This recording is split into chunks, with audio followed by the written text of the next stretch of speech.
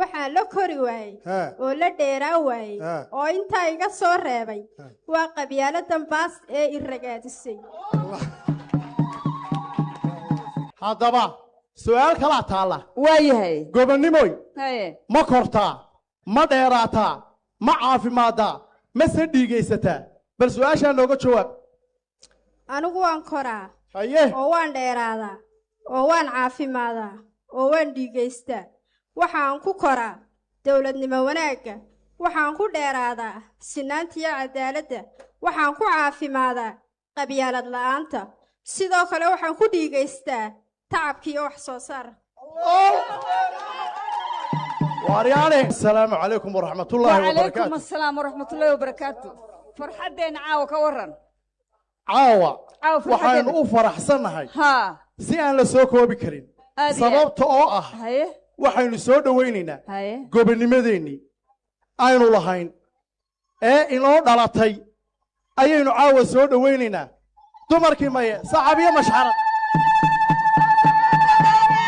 sidaadoo kale la waaye soo soco qabanay sidaadoo kale la waaye soo soco qabanay sidaadoo kale la waaye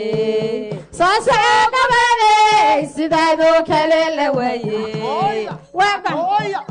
gobonnimo guri nabada waa gobonnimo guri nabada waa gobonnimo guri nabada waxa aynu ka warramaynaa taariikh silsiladeedka gobonnimadeennu ay lahayd ee ay soo martay innagoo uga jeedna si dhasheenna iyo aayaheenna dambe ay u fahmaan silsiladda taariikheed ee gobonnimadu ay leedahay bal hadda intaynaan bilaabin wabaxow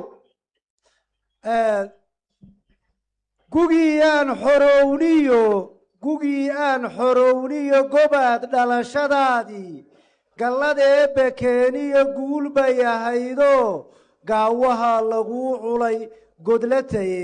godlataye maxaa dhacay su'aashu waxay ku jirtaa godlataye maxaa xigay gobonnimadeennu waxay inoo dhalatay 1960kii 26 juun ku darso maxay tahay gobonnimo 5 casho ka bacdi 1 Julaay 1960kiiba gobonnimo meel allaale meelay jaan iyo cidhib raq iyo ruux martay lama arag oo lama maqal meel daran meel daadays iyo reera muskooday ka dhacdayoo gobonnimo sidaasay baaqi ku noqotay aan kugu daray waxaa raadraaceedii koowaad iyo baadidoonka gobonnimo la galay 1961kii laguma se guulaysanoo waa lagu hungoobay haye meel aan gobonnimo oolin fadhi ma yaallo haye mar labaad waxa loo baxay baadidoonkeedii oo duurka loo galay oo loo riiqmay oo loo rafaaday oo loo raamaystay oo rog u go'ay siduu u soo heli lahaa waa gobonnime haye 1981kii allahu akbar nafa go'ay nafa geesi iyo dhiig ka gadaal 1991kii ayaa farcididood lagu soo xoreeyay gobonnimo iyadoo lisantay oo marantay oo curdadhadhay oo rifantay oo lisantay oo intaa la ekaatay hadda waa intaa la ekaatay haye ku darso wax la koriyo oo la kobciyo la koolkooliyaba waxa ay qaan gaadhay 35 sano ka bacdi oo taariikhdu tahay 2025 bishii 12aad 26keedii oo la aqoonsaday gobonnimo shacabka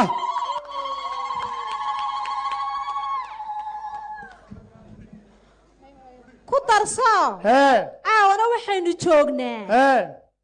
gardaadiskeedii gelbiskeedii iyo weliba gaardiskeedii oo ah caawo ay taariikhdu tahay 26 Juun 2026 oo saxaabiye mashxarad war waxaan idin weydiiyey su'aal baan idin weydiinayaa haye markay gobonnimo tahay 1960kii dhalatay 26 Juun caawoo la joogo 66 guuradeedii 2026 maxay inta la geysiin soo kordhayda su'aashaasina waa muhiim waxa ka jawaabaysa gobonnimo ka jawaab أنا كجوابي ها waxaa la kori waayey ها oo la dheeraa waayey oo intaa iga soo reebay waa qabyaaladan baas ee i ragaadisay